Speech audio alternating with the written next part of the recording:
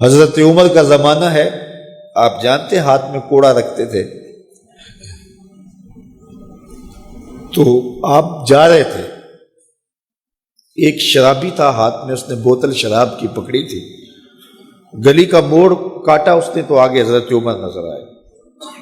حضرت عمر تو موقع پہ سزا دیتے تھے، ہاتھ میں درہ پکڑا ہے تو اس نے دل ہی دل میں کہا مالک عمر کے قہر سے بچا لے، پکی توبہ کرتا ہوں آج کے بعد شراب نہیں پیوں گا، اور جلدی سے وہ شراب کی بوتل بکل میں بغل میں دبا لی۔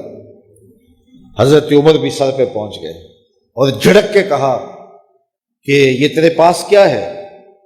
تو ڈرتے ہوئے کہا حضرت سرکہ ہے۔ تو عمر سے کہا نکال، تو جب نکالا تو واقعی سرکہ ہو گیا تھا۔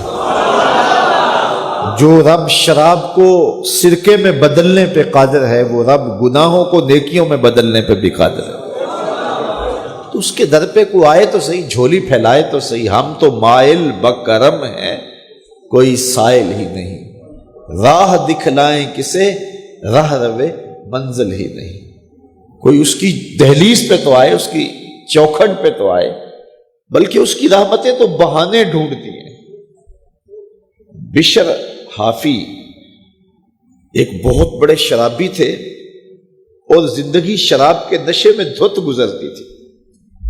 ایک دن گلی سے گزر رہے تھے، کاغذ کا ایک ٹکڑا دیکھا، اس پہ رب کا نام لکھا تھا۔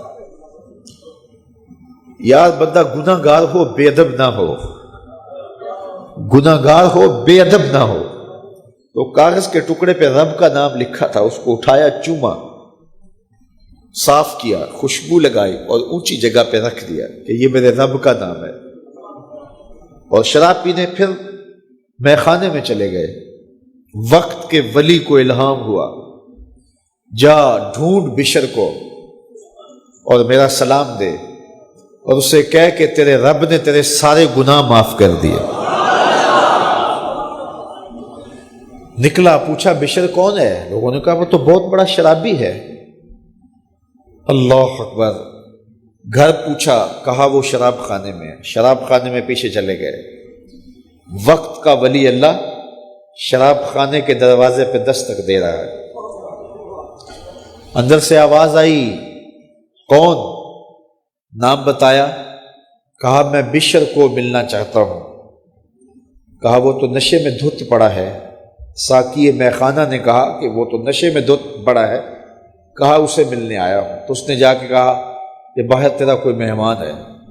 تو بشر نشے میں ہی ڈولتا ہوا ننگے پاؤں دروازے پہ آیا۔